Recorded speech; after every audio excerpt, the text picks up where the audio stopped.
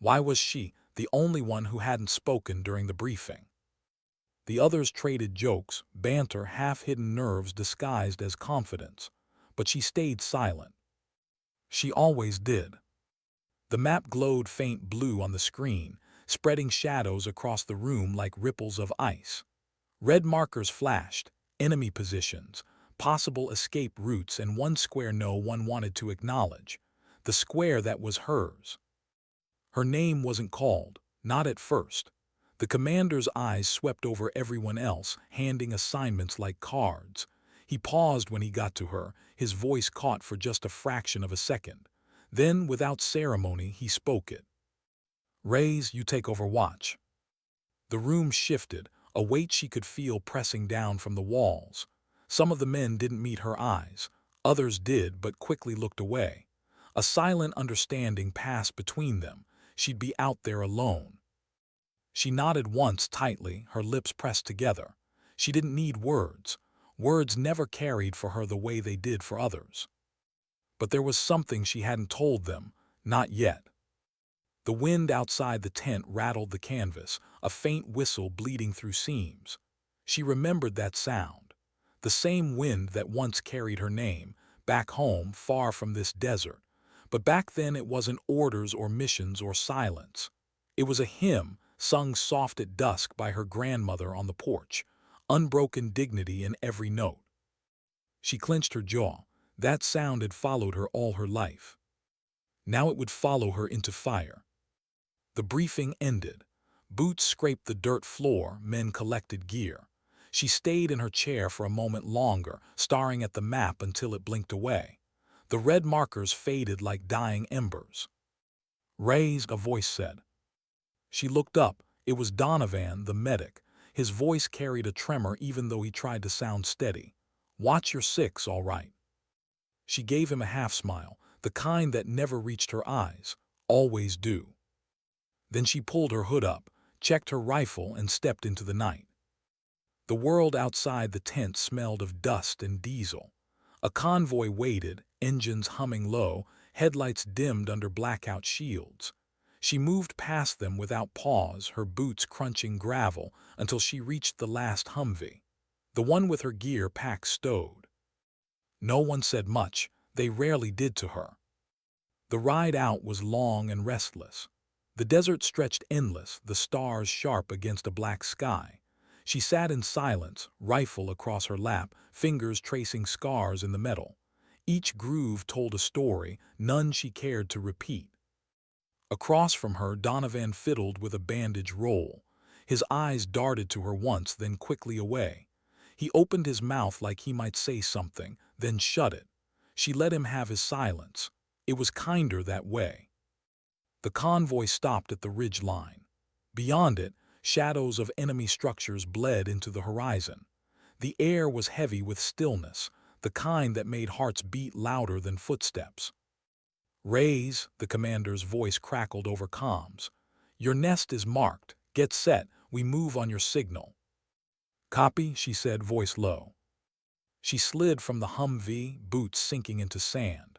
The cold cut through her gloves as she adjusted her pack.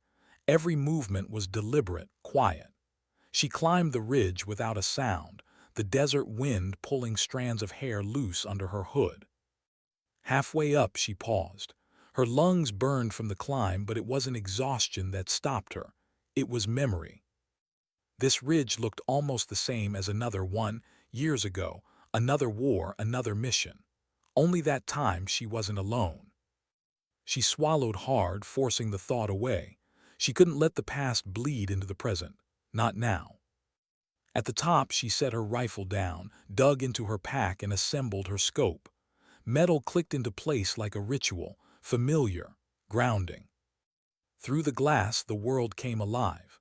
The enemy compound lit faintly with lantern glow, figures moving like shadows in corridors. She tracked them, one by one, counting their steps. Her finger hovered near the trigger. Not yet. She heard the commander again, muffled but steady. "On your mark, raise." She exhaled. The wind tugged at her cheek, cool and steady. She adjusted 2 clicks left. The hymn was back again, threading through her ears. Her eye didn't leave the scope, but somewhere in the space between breath and heartbeat, she whispered, "Abuela, I hope you were right about dignity." Then she squeezed. The shot cracked across the desert, rolling like thunder through silence. A figure dropped in the compound, lantern clattering. The compound erupted, voices shouted, alarms rang. "Move," the commander barked. The unit surged forward from the ridge, shadows against shadows, while she stayed behind, covering. Her world narrowed. She was nothing but eye, breath, and finger, each shot a decision, each pause a judgment. She hit her marks. She always did. But no one saw her face tighten after each trigger pull.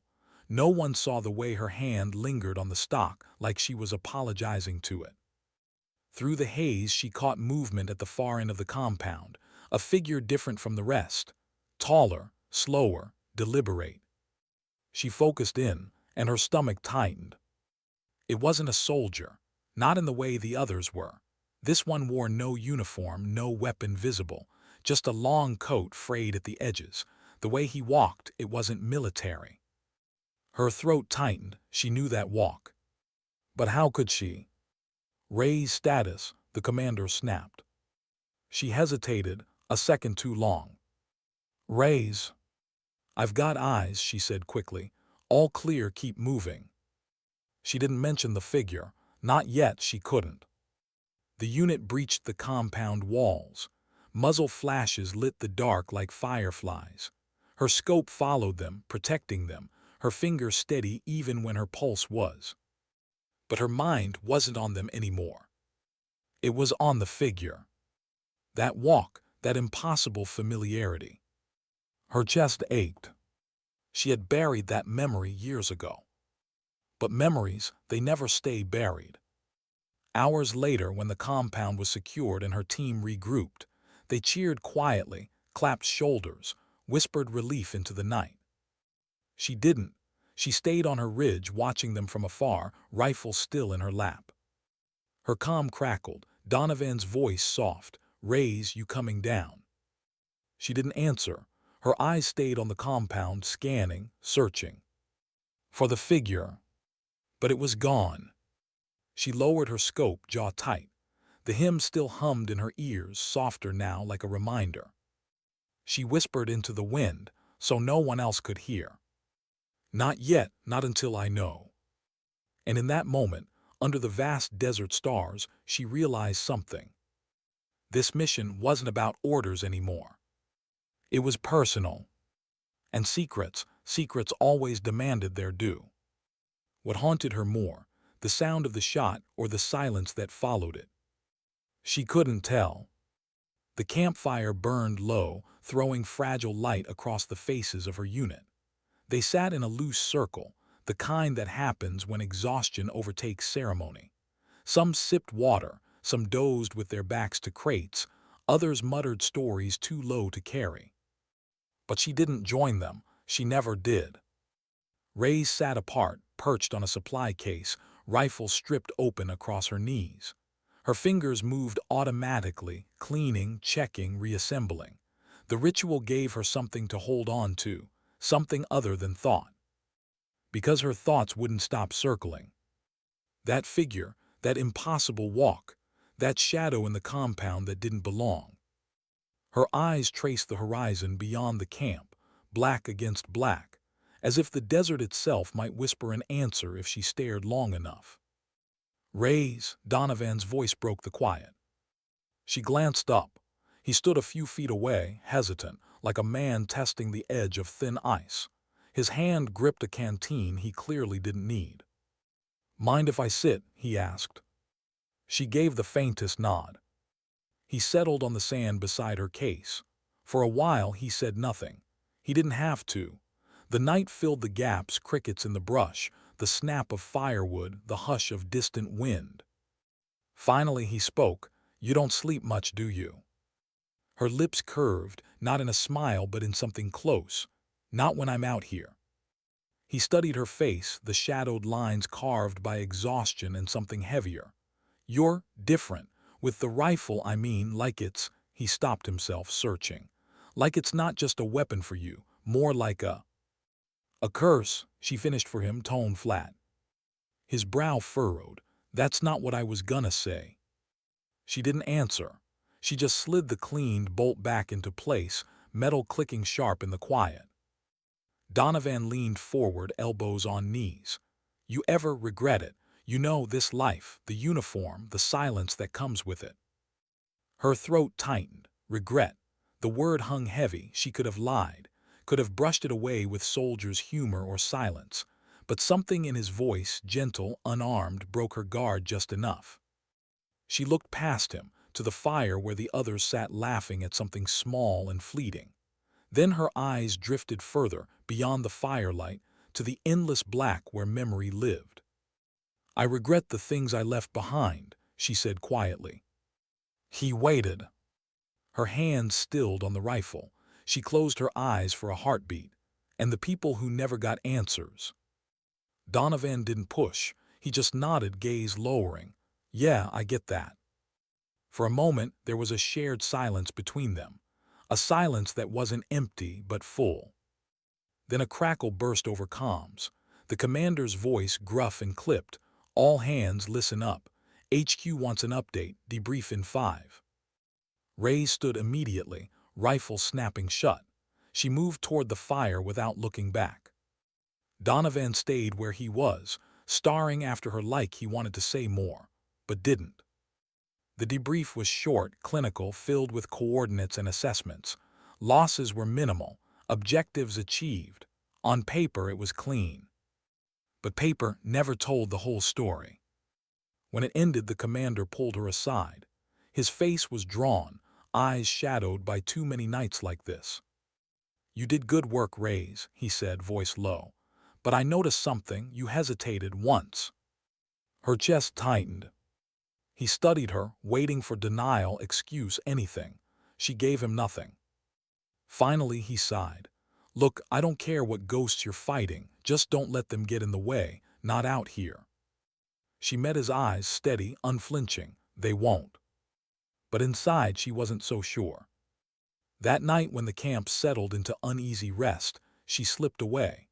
Her boots carried her up the ridge again, back to where she had lain prone hours earlier, scope trained on the compound. The lantern light was gone now, the compound's silent ruins of its former chaos. But she set up her rifle anyway, aimed into darkness. Through the scope she searched, for what she couldn't name, proof, a mistake, a shadow she could pin down. But there was nothing. Still, her pulse quickened as if any second the figure would step out again. The coat, the walk, the memory too sharp to dismiss. Her mind dragged her backward, years before this desert, another place, another mission. And a man she thought she'd never see again. Her chest ached as she whispered into the night, words for no one. Why here, why now? The wind carried no answer, only that old hymn, faint, almost cruel in its softness. Dawn broke slow and pale, bleeding gray across the sand.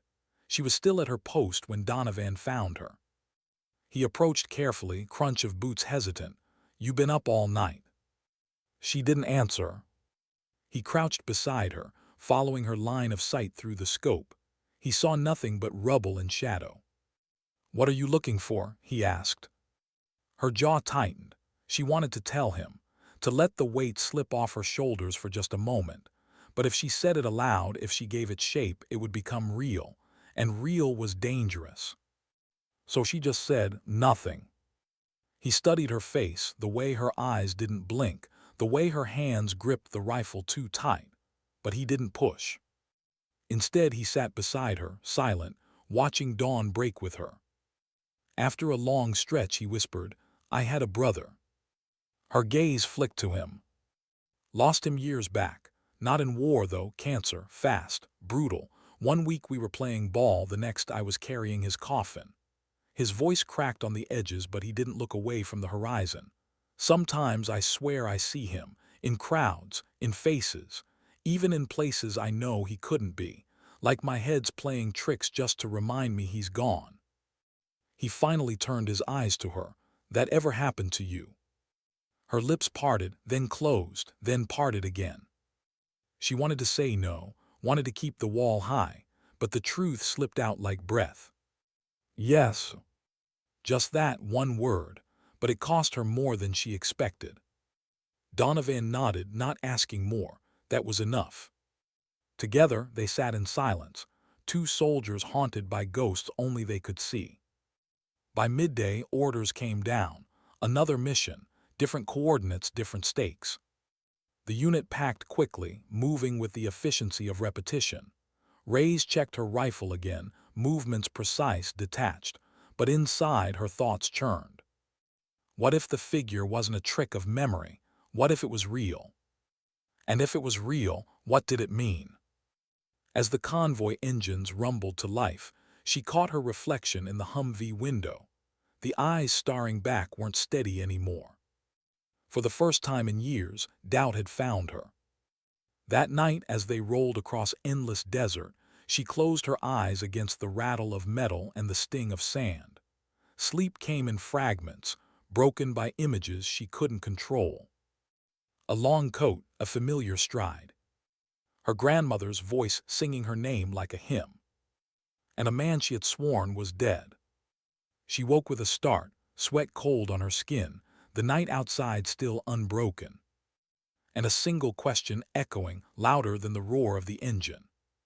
Was she losing her mind? Or had the past come back to find her? Why was her heart racing before a single shot was fired? The convoy rolled to a halt under moonless sky, engines killed in unison. The sudden silence was deafening.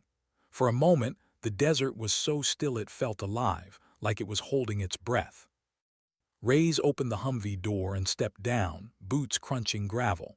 She adjusted the strap of her rifle and scanned the horizon. Shadows swallowed everything: the village, the broken towers, the jagged ruins of a conflict long past. Her stomach twisted. Something about this place carried a weight. Not tactical, not even physical. It was the kind of weight you felt in your chest before a storm, when the air thickens and memory presses against you. The commander's voice cut through comms. Reyes, take high ground, same protocol. She gave no reply but moved. Her boots found the path up a fractured wall of rock, every step pulling her away from the noise of the unit. Up here, it was just her and the rifle, just her and the silence she both depended on and despised. She set her pack down, unfolded her bipod, and drew in a slow breath. Through the scope, the ruined village sharpened into view, half-collapsed walls, shattered windows, empty alleys that felt too still to be safe. She scanned, left, right, every corner, every shadow. And then she froze. There, at the edge of her vision. A figure. Long coat, steady stride, the same impossible silhouette. Her heart slammed against her ribs. She adjusted focus. The scope clarified stone, rubble, and nothing. Gone. Her finger hovered near the trigger even though there was no target. She clenched her jaw, forced herself to breathe. Maybe Donovan was right. Maybe it was her mind playing tricks, a ghost dragged from memory by exhaustion and longing. But it felt too real, too sharp, too deliberate. The commander's voice crackled, Reyes status. She swallowed hard, Overwatch set all clear. The words burned her throat. Down below, the unit advanced through the ruins. Their boots echoed faint in alleyways, weapons angled toward unseen threats. She followed them through her scope, her rifle shadowing their steps. Every sound mattered: a loose stone, a shutter creaking, the whisper of fabric against brick. She was trained for this, trained to filter chaos into clarity. But tonight, clarity refused her. Every shadow looked like him. Every silence carried his name. Her scope lingered on Donovan as he checked a doorway. His shoulders tensed, his breath fast in the mic. Then his voice, clear. She exhaled with him. She didn't mean to. But in that moment, his survival felt tethered to her heartbeat. A memory stirred her brother, not by blood but by bond. Another soldier who once trusted her scope to guard his life. Another man who never made it back. Her grip tightened. She had sworn never to fail again. But what if this ghost was a warning? The unit reached the square at the village center. The commander raised a fist. They froze. Through her scope, Ray scanned rooftops. Empty, then alleys, nothing, then the windows. Her breath caught. The figure stood in one of them. Closer now, clearer, his face half lit by the glow of a broken lantern. And she knew. Her blood ran cold. She knew that face. It couldn't be. Her lips parted, a whisper no one could hear. Miguel. The name hit the air like glass shattering. Her brother. Dead for 8 years. She had seen the body, buried the coffin. And yet there he was, watching her, silent. Her hands trembled against the rifle. The scope blurred as tears threatened her eyes. She blinked hard, steadied, refocused. The window was empty. Gone again. Her calm hissed. Rays, talk to me. What do you see? The commander pressed. Her throat locked. She could say it. She could tell them. But what would they hear? That she was hallucinating, that her dead brother walked these ruins.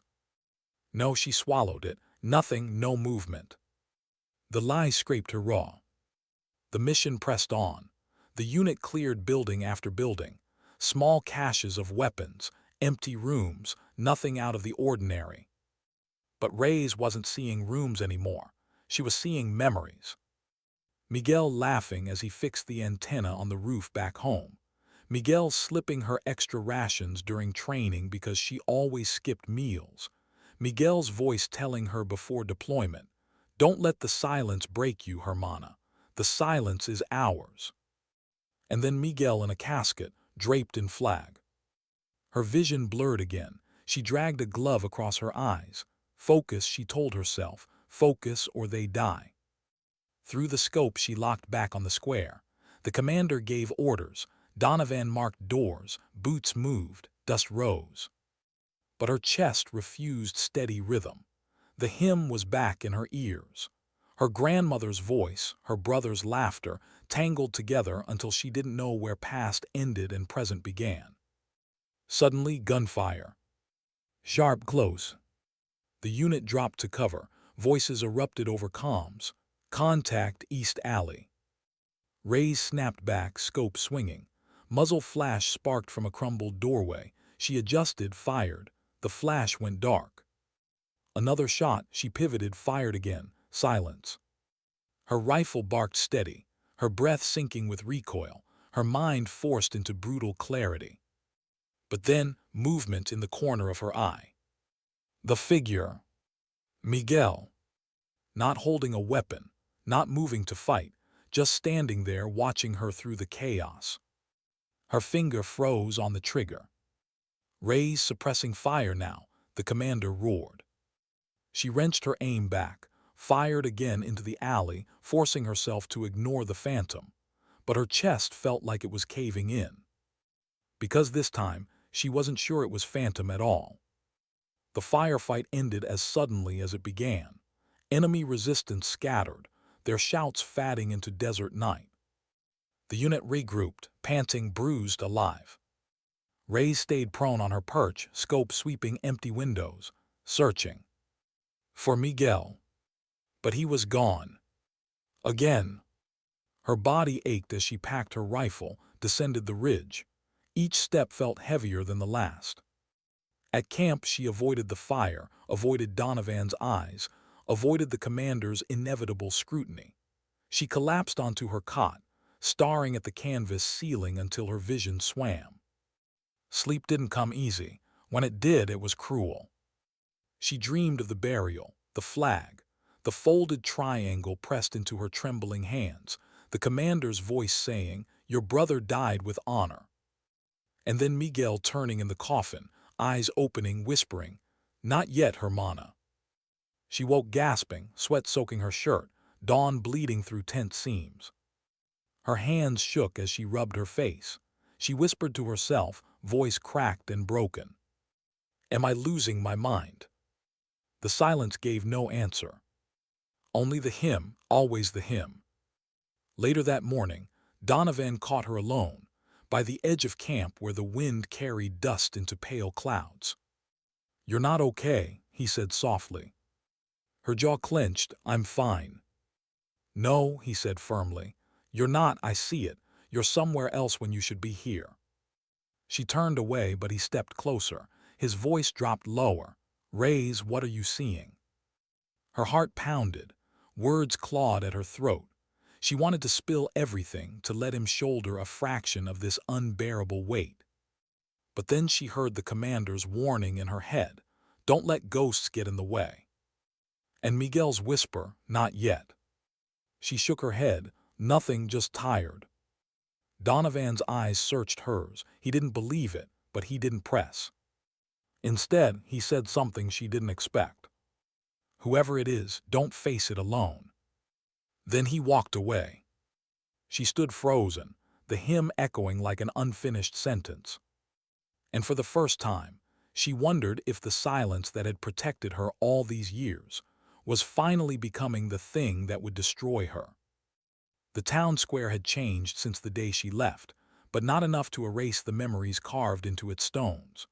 The fountain still gurgled in the center, though its once-proud jets now sputtered with the wear of decades. Children still played along the edges, their laughter echoing like distant echoes of her own childhood. And the flag, though sun-bleached and frayed, still clung stubbornly to the old pole, waving like a tired sentinel that refused to fall. She stood on the cobblestones, her boots carrying the weight of more than just footsteps. They carried the weight of every march, every desert campaign, every battlefield she had crossed. The weight of the Marines never left her, because the Marines weren't just a part of her story. They were her story. But now, in this square, with her sister's wedding banners fluttering overhead, her story clashed with the one her family had written in her absence. "Look who finally came back," a voice sneered behind her. She turned slowly. It was her cousin Ryan, hands in his pockets, that smug half-smile plastered across his face. He had grown heavier, softer around the edges, the kind of man who measured time not in battles won but in weekends wasted. He leaned forward as though whispering a secret meant to wound. "They said you'd never show. Guess even the ghosts know when to crash a party." She said nothing. She had learned long ago that silence could cut deeper than words.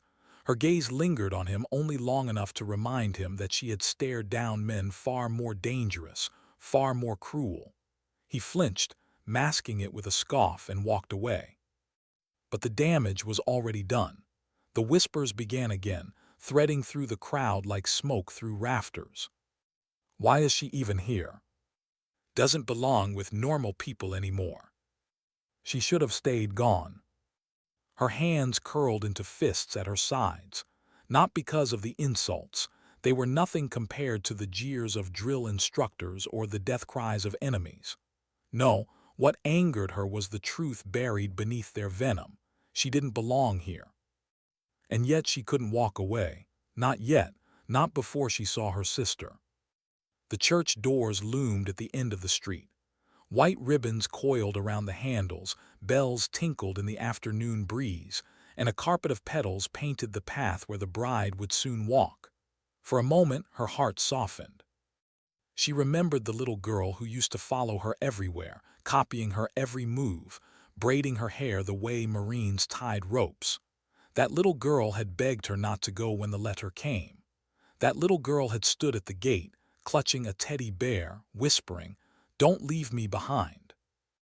But she had left. And now that little girl was a bride, dressed in white, stepping into a future where there was no room for the sister who had abandoned her for a different kind of duty. The doors swung open. Gasps rippled through the crowd as her sister appeared, radiant, fragile, glowing in a gown that shimmered like morning dew. Time stopped.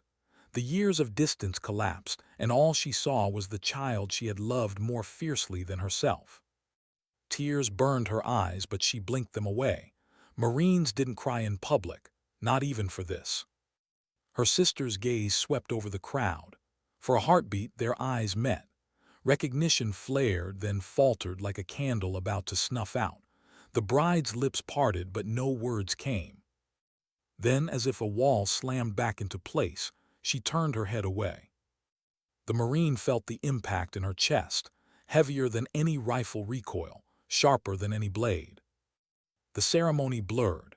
Words of vows and promises floated around her like meaningless wind.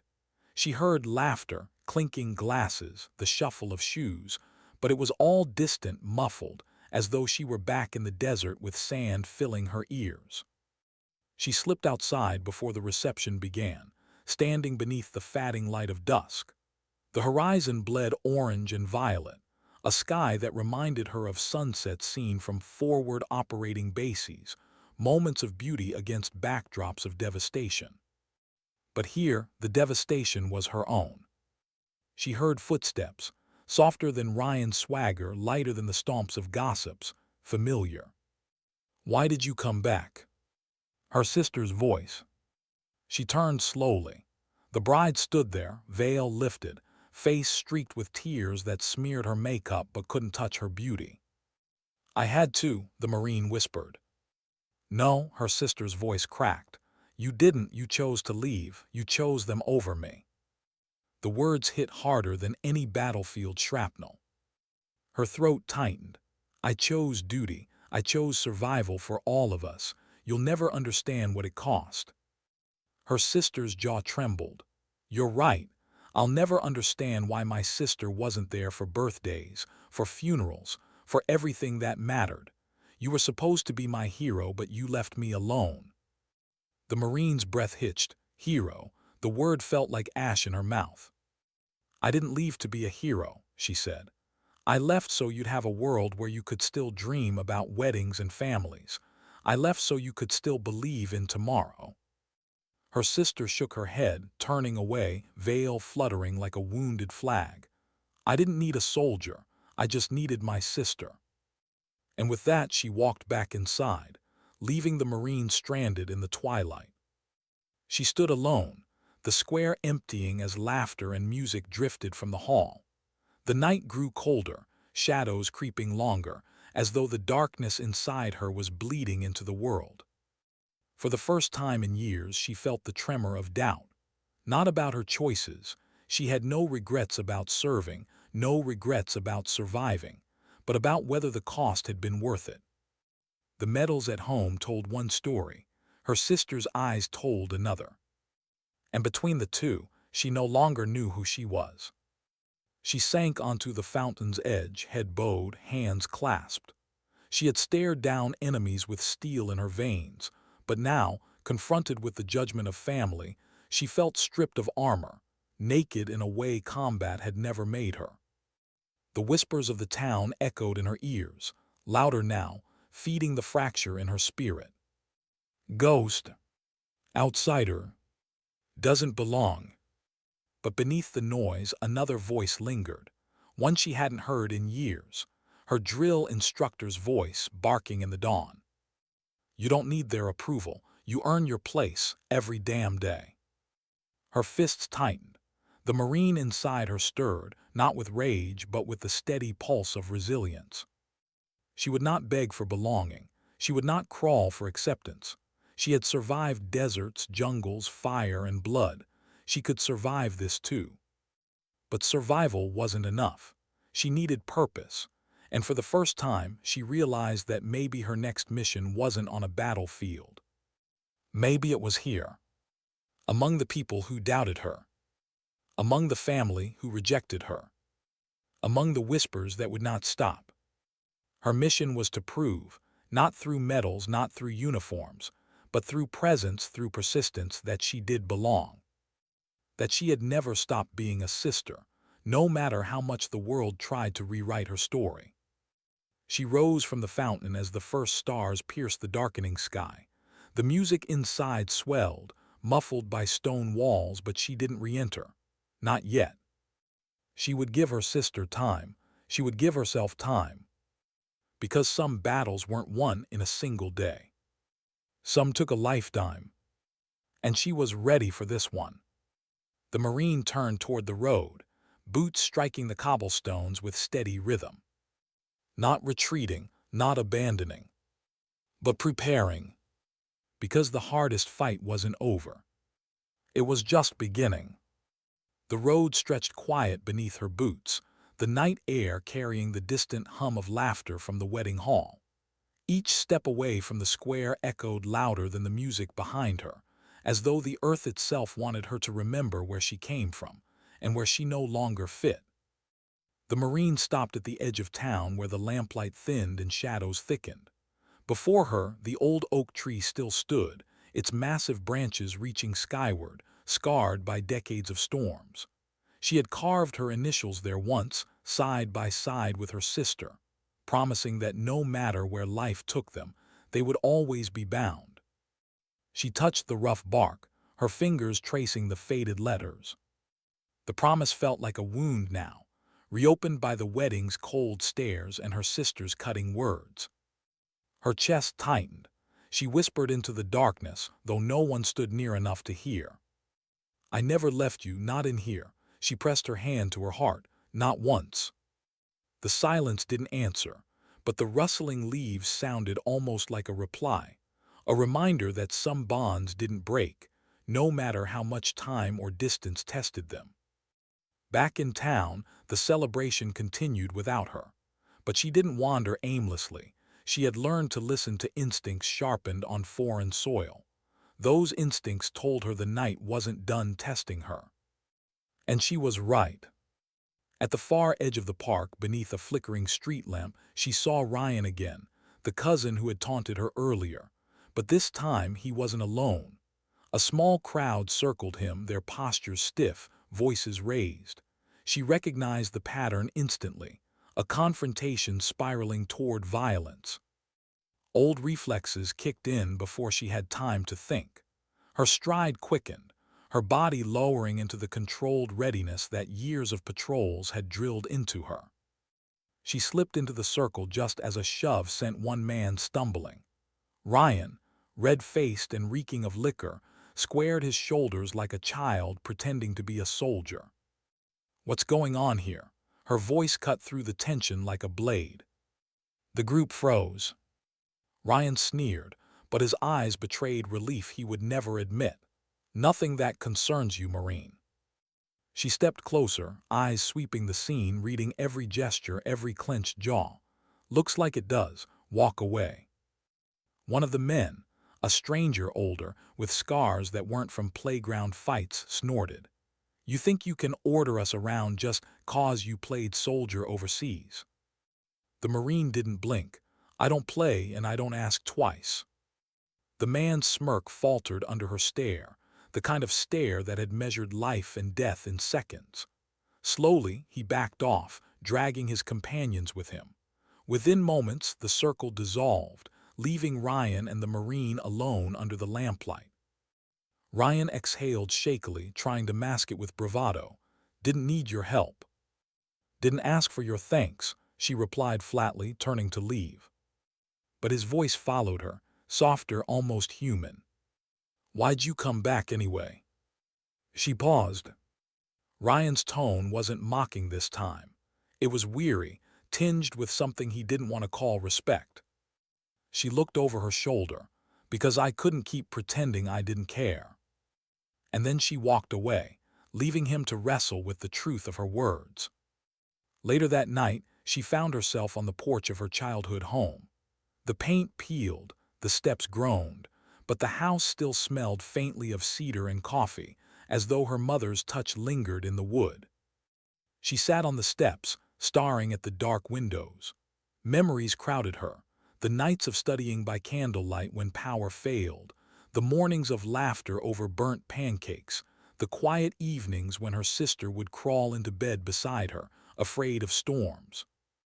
Every memory carried the weight of what she had lost. And yet, every memory also reminded her why she had fought. The world had tried to reduce her to a uniform, a weapon, a ghost.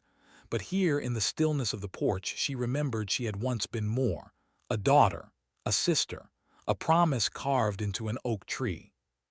The Marine tilted her head back, staring at the star-streaked sky. The same stars she had navigated by in deserts and jungles, the same stars she had sworn to protect.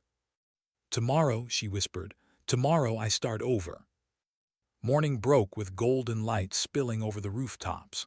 The town stirred awake, unaware that something had shifted in its shadows. She rose early, her body obeying the clockwork of military habit. But instead of lacing boots for patrol, she laced them for something harder, facing the people who doubted her, one by one. Her first stop was the cafe on Main Street, the same cafe where the gossips had laughed at her name. She pushed through the door, shoulders squared, ignoring the silence that fell as heads turned. She ordered coffee, sat at the counter, paid with steady hands. And when the whispers began again, she didn't flinch. She didn't leave. She stayed, because staying was its own kind of battle. By afternoon, she walked the schoolyard fence.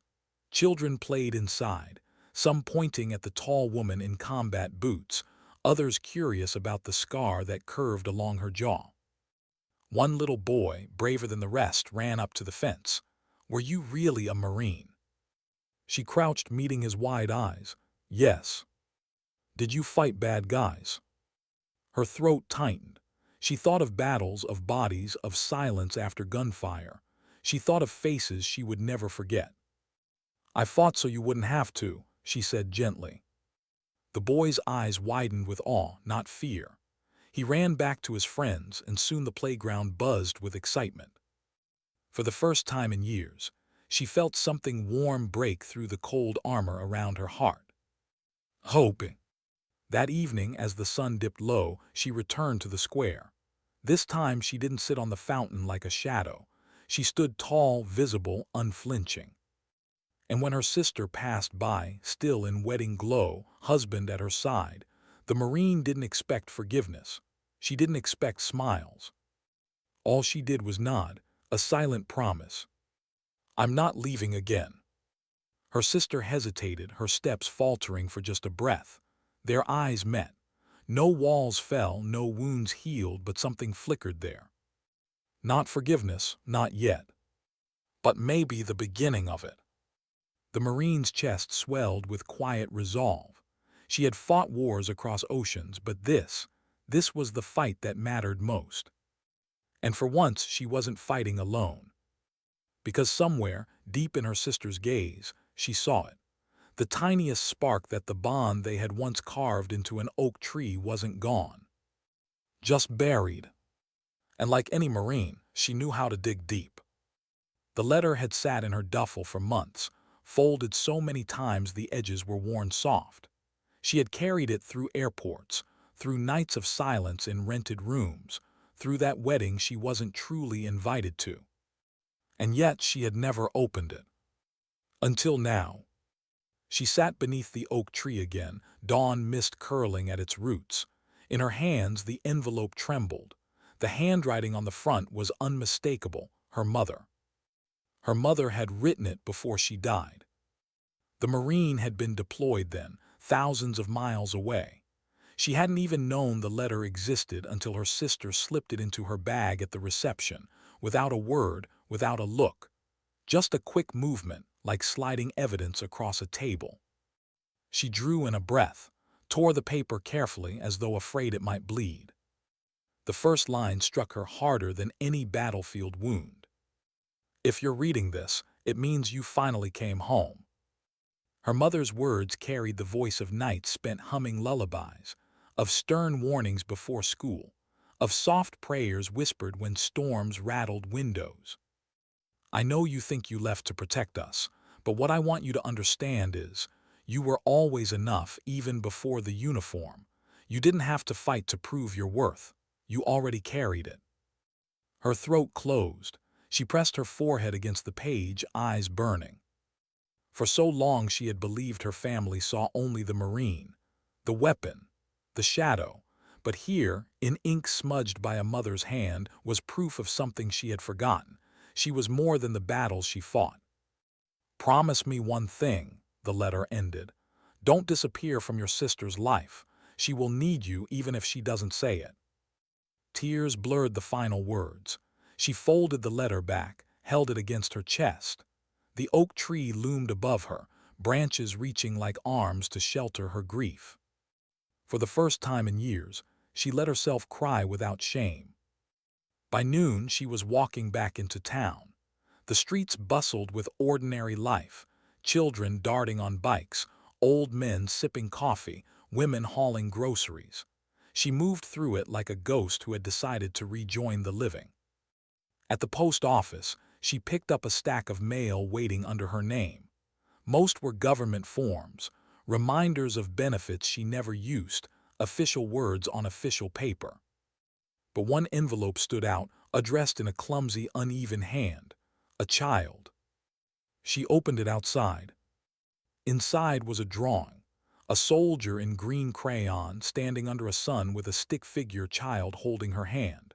Above, in shaky letters, "Thank you for keeping us safe." She froze, looked around, but no one claimed it. For the first time in months, her lips curved into a smile, small, fragile, real. That night the town held another gathering, not a wedding this time, but the annual firehouse fundraiser, the kind of event that stitched small communities together. She wasn't planning on going, but something in her mother's letter pressed her forward, a promise she couldn't ignore. The firehouse smelled of chili and fresh bread.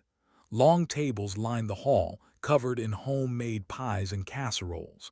The chatter softened as she stepped inside. She braced for the stares, for the whispers. But instead, something else happened. One by one, people nodded. Some offered hesitant smiles. An old man even raised his glass in silent acknowledgement. She moved to the corner not to hide, but to observe, to measure the weight of belonging slowly returning. And then across the crowded hall, her sister appeared. For a moment, neither moved. The clatter of spoons and laughter filled the space between them like a wall. But the Marine took a step forward, and another, until she stood in front of the sister who had once called her a ghost. No words came immediately, just silence. Finally, her sister broke it. Her voice wavered, but it carried. "Mom wanted me to give you the letter," she said. "She said you'd need it more than me." The Marine swallowed. "I did." Her sister's eyes glossed. I thought you left us, chose the world over me." "I never chose the world," she said softly. "I chose to protect you from it, even if it cost me everything." A tear slipped down her sister's cheek. She didn't wipe it away. The Marine didn't reach for her, not yet. She knew forgiveness couldn't be forced, only earned. But in that crowded firehouse, under the hum of old fluorescent lights, a bridge began to rebuild, plank by plank, word by word. Later that night, she stepped outside, needing air. The sky spread wide, stars glinting like metals no one could pin. She leaned against the railing, listening to the muffled music inside. That's when a voice joined her. It was the old scarred man from the confrontation with Ryan, the one who had mocked her service. "Didn't realize who you were that night," he muttered, lighting a cigarette. She didn't reply. He exhaled smoke into the cold air. "I was in Fallujah, first wave, came back broken, spent years blaming everyone else. You reminded me of what I used to be." She studied his profile, lined, weary, ashamed. "You're still here," she said. "That counts for something." He chuckled dryly. "Maybe. Or maybe I've just been waiting for someone braver to show me I wasn't the only one left." For the first time, he met her eyes. "Guess that's you." And then he walked away, leaving her alone with the smoke and stars. When she finally returned to the oak tree the next day, she brought something with her, a knife. She pressed the blade into the bark, just below the faded initials of her childhood. Slowly, carefully, she carved a new set. Not her name, not her sister. Her mother. The tree now held all three of them, bound not by distance or time, but by roots deeper than memory. She stepped back, wiped the blade, slid it into her boot, and then, with a steady breath, she whispered into the morning air, "I'm not leaving again." The wind carried her words through the branches, not as a cry, not as an echo, but as a hymn. a hymn of unbroken dignity. Why was the church bell ringing at noon? She paused in the middle of Main Street, groceries tucked under her arm, heart tightening at the sound. Bells were supposed to call to weddings, to Sunday service, to joy. But this was hurried, uneven. A warning. People began spilling from shops and houses. Murmurs rose, faces turned toward the square. She followed instinct, quickening her pace until the crowd ahead parted just enough for her to see. An accident. A truck overturned near the bridge. Fuel leaking, smoke rising, flames licking dangerously close to a line of cars. The firehouse volunteers were already running, but the scene was chaos. Children screaming, families trapped in vehicles unable to move. And then, above it all, a voice she knew too well. Her sister. The Marine's blood chilled. She dropped the groceries without thinking, sprinted. The world blurred, shouts, heat, sirens, all collapsing into a single point of focus. Her sister standing frozen near the wreck, her husband pulling at a jammed car door. She didn't think, she acted. The air near the bridge reeked of gasoline, acrid smoke stinging her eyes. She yanked at the stuck car door, muscles straining, boot wedged against the frame. Metal groaned, shifted, but wouldn't give. Her sister coughed beside her. It's going to blow. Then we move faster. The Marine barked, voice steadier than she felt. She scanned quickly, saw a fire extinguisher rolling near the truck, saw the angle of the fuel spill. Every second mattered. She shoved her sister back. Keep clear. Her hands worked with the precision of memory, military drills, rescue exercises, survival under pressure. She pulled her knife from her boot, smashed the side window. Glass shattered, children inside shrieked. Cover your faces, she shouted. She reached through, unbuckled straps, pulled small bodies out one by one. Her arms burned, lungs filled with smoke, but she didn't stop until the car was empty. A cheer rose from the crowd, but it died instantly as the truck's flames surged higher.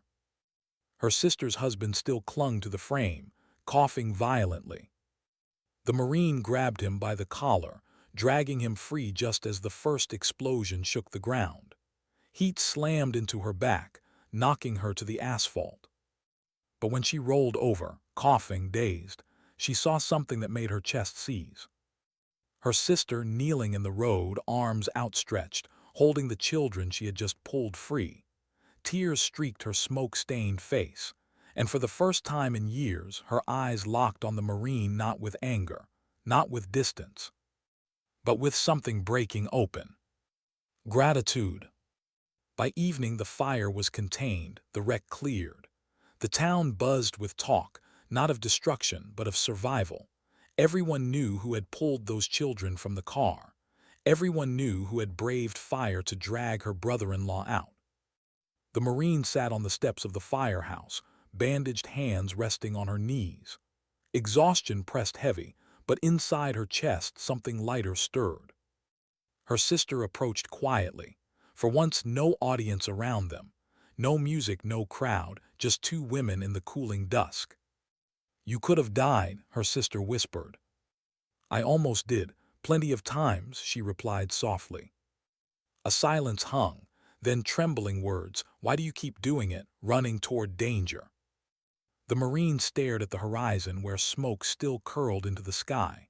Because somebody has to, and because, she swallowed, voice breaking. Because if it were you, I'd want someone to run. Her sister's breath hitched. She sat down beside her. For a long while they said nothing, but their shoulders touched, a fragile contact, like the first thread of a torn cloth being rewoven. Later that night, she walked alone down the empty street. The adrenaline had faded, leaving only the ache of bruises and the whisper of memory. She remembered another fire years ago, not on a bridge but in a dusty village half a world away. She had carried a child then too, smoke thick, her squad shouting behind her. She had saved him, only to lose two Marines before dawn. The world rarely gave victories without price. But tonight, no one had been lost. and for the first time in too long she allowed herself to feel it. A small victory, a fragile piece of redemption. The next morning she found the town quieter. Faces no longer looked at her as though she were a ghost. Children waved shyly. Old men tipped their hats. At the cafe, someone paid for her coffee before she reached the counter. She didn't know who. She didn't ask. Belonging wasn't loud. It was subtle. It was in the way silence shifted from judgment to respect. She sat at her table, steaming cup in hand, when Ryan walked in. He froze at the sight of her, hesitation flickering across his face. Then slowly, he walked over. He cleared his throat. "Heard what you did yesterday." She met his gaze. "Wasn't just me, everyone helped." "Yeah, but," his voice softened, "you didn't have to, not after how we treated you." She sipped her coffee. "That's the thing, I never stopped being part of this town, even when you wanted me gone." Ryan's jaw tightened, then loosened. He nodded, awkward, genuine, and walked away. It wasn't an apology, not fully, but it was a start. That night she sat under the oak again, letter folded in her lap. The wind rustled, carrying voices from distant porches, laughter from families she had helped keep whole. Her sister appeared quietly, no words at first, just sat beside her, staring at the carved initials in the bark. Finally her sister whispered, "Do you ever wish you hadn't joined, that you stayed here instead?"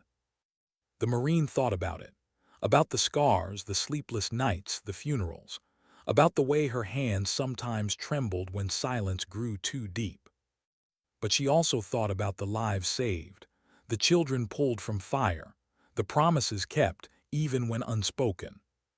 "No," she said finally, "I don't regret serving. What I regret is letting it steal so much time from you." Her sister's eyes shone. She leaned her head against the Marine's shoulder, and together, under the oak that had once held their childhood promise, they sat in the kind of silence that wasn't distance anymore, but healing. The Marine closed her eyes, listening. Not to sirens, not to explosions, not to gunfire, but to the hymn carried by the wind.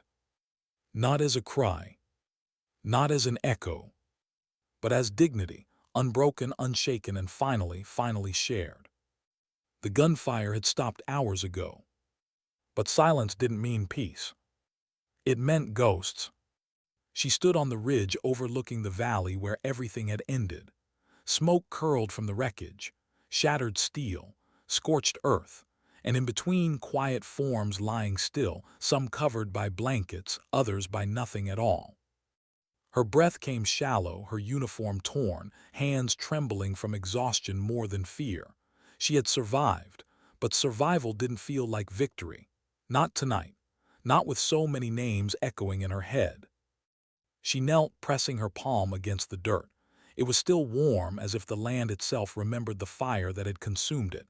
And then the wind shifted. It carried fragments of voices, laughter from briefings, banter in convoys, the quiet confessions whispered during night watches. She closed her eyes, letting them wash through her. It wasn't madness. It was memory refusing to fade.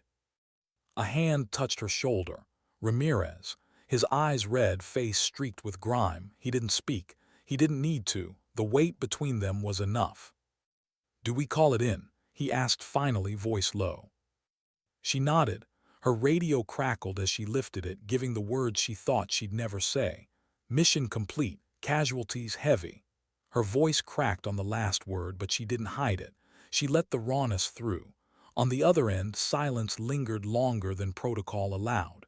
Then a soft acknowledgement. They would send extraction. But no one could extract what she carried inside. As dawn stretched across the sky, the valley lit up in a soft golden hue. It almost looked beautiful. Almost. She rose slowly, her legs aching, her body screaming. Yet her mind was somewhere else. She remembered her brother's smile the last time she saw him, the way he'd said, "Don't lose yourself out there." She thought she had kept that promise. Tonight she wasn't so sure. The survivors gathered, faces hollow, eyes darting, breaths uneven. Some clutched trinkets taken from the fallen, A ring, a patch, a torn notebook. Everyone held onto something, because letting go felt impossible. When the helicopters finally appeared, their rotors breaking the valley's stillness, no one cheered. No one raised a fist. They simply stood, shadows in the rising sun, waiting to be carried away from ground that had claimed too much. As she climbed aboard, she looked down one last time, and in that moment she didn't see destruction. She saw resolve, a vow silently written into the earth, that dignity doesn't vanish with death. That sacrifice is not erased by silence. The helicopter lifted, the valley shrinking below, and the wind carried through the open side door, brushing her face gently. It almost felt like a hymn of unbroken dignity. No medals would ever capture this. No speech would ever explain it. But somewhere in the quiet, she understood. Sometimes strength isn't about the fight. Sometimes it's about standing when no one else can. Sometimes dignity doesn't speak.